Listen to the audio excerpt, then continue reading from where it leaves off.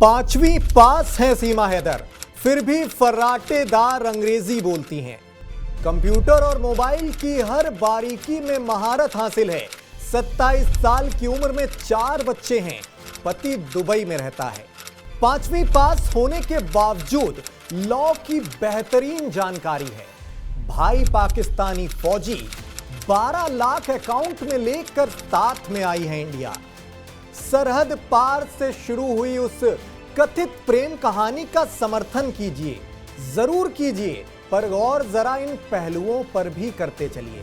सीमा हैदर और सचिन की प्रेम कहानी से जुड़े कई सवाल ऐसे हैं जो सीमा की भूमिका को किसी और दिशा में मोड़ते दिख रहे हैं। हो सकता है कि सचिन और सीमा की ये प्रेम कहानी पाक साफ हो, लेकिन सुरक्षा के लिहाज से इन पहलुओं पर भी गहन पड़ताल होनी जरूरी है। इस वीडियो रिपोर्ट के जरिए हम आपका ध्यान ऐसे ही कुछ गंभीर पहलुओं की ओर ले जाना चाहते हैं जो सीमा को शक के दायरे में डाल रहे हैं। पाकिस्तानी यूट्यूबर हैं शोएब मलिक। उसने बीते रोज एक वीडियो जारी कर कहा है कि हो सकता है सीमा किसी स्पेशल टास्क के लिए इंडिया भेजी गई हो पाकिस्तान की ओर से। पांचवी पास है सीमा, पर अंग्रेजी फटाफट बोलती हैं। वीजा भी खुद बनवाया था एक बार, खुद बार बार इसका सार्वजनिक सबूत भी दे रही हैं। अलग अलग इंटरव्यूज में जब आप सीमा हैदर को देखेंगे न्यूज पर्सनैलिटीज से डील करते हुए, तो आप ये बखूबी समझ पाएंगे कि उसे लॉ की कितनी बेहतरीन जानकारी है। कानूनी दांव पेच में भी वो काफी माहिर है। सोचिए, बस पांचवी पास है वो।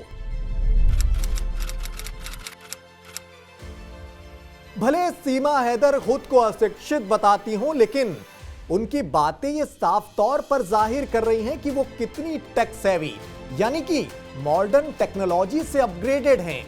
कंप्यूटर की भी अच्छी खासी जानकार हैं। पांचवी पास सीमा हैदर। दुबई में बैठा सीमा का पति हैदर जब एक मीडिया हाउस को इंटरव्यू दे रहा था, तो इस दौरान सीमा ने कहा कि हैदर से उसकी शादी जबरन हुई थी, उसकी इच्छा के खिलाफ। लेकिन अभी एक जांच रिपोर्ट जारी हुई, उसमें यह खुलासा हुआ कि हैदर से भी उसने लव मैरिज ही की थी, बाद में उसे छोड़ दिया। लेकिन मीडिया में वो ये दावा लगातार कर रही है कि उसकी शादी ये जबरन करवाई गई।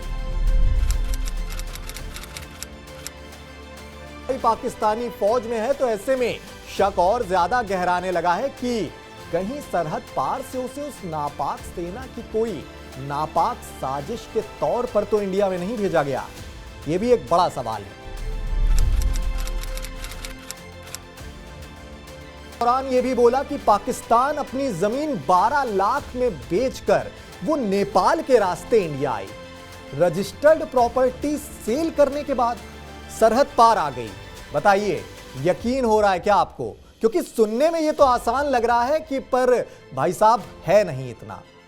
तो ये थे सरहद पार से आई सीमा हैदर की भूमिका से जुड़े वो संदिग्ध सवाल जो सचिन के सच्चे प्यार को शक के दायरे में खड़ा कर रहे हैं। हम इस पक्ष में बिल्कुल नहीं कि इस प्रेम कहानी का मुखर विरोध ही कर दिया जाए, लेकिन खबर के पीछे की खबर पर आपका ध्यान ले जाना भी जरूरी है।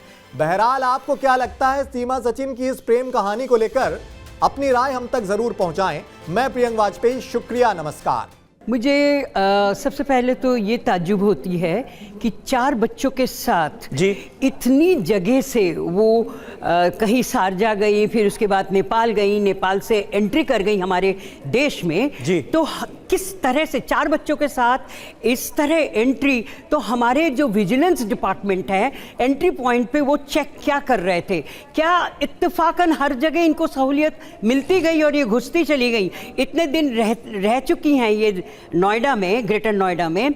तो उससे पहले जो हमारे बॉर्डर सिक्योरिटी है वहाँ पे आप देखिए, नेपाल से जो एंट्री होती है, बांग्लादेश है, पाकिस्तान है, चाइना है, तो हमारे जो विजिलेंस है अगर वो इतनी अलर्ट नहीं। नाम की एक मुसम्मात पाकिस्तान से हिंदुस्तान आ गई हैं, ये आई किस तरीके से, ये बात गौर करने की है कि ये बग़ैर किसी डॉक्यूमेंट्स के ये हिंदुस्तान पहुंच गई और फिर हिंदुस्तान में गिरफ्तार की जाती, ये एक बहुत ही अहम बात है। इनके पास तलाकनामा कुछ है नहीं, तो इनकी गहन चेकिंग होना चाहिए कि कोई साजिश तो नहीं है कि ये किस तरीके से मुल्क के अंदर आई हैं। इस बात का जवाब मेरे पहले ही हो चुका है कि किस तरीके से हमारे मुल्क में दाखिल हो गई बग़ैर किसी डॉक्यूमेंट्स के, बग़ैर वीज़े के, और यहाँ तक पहुँच गई। ये सब जो है जांच का विषय है।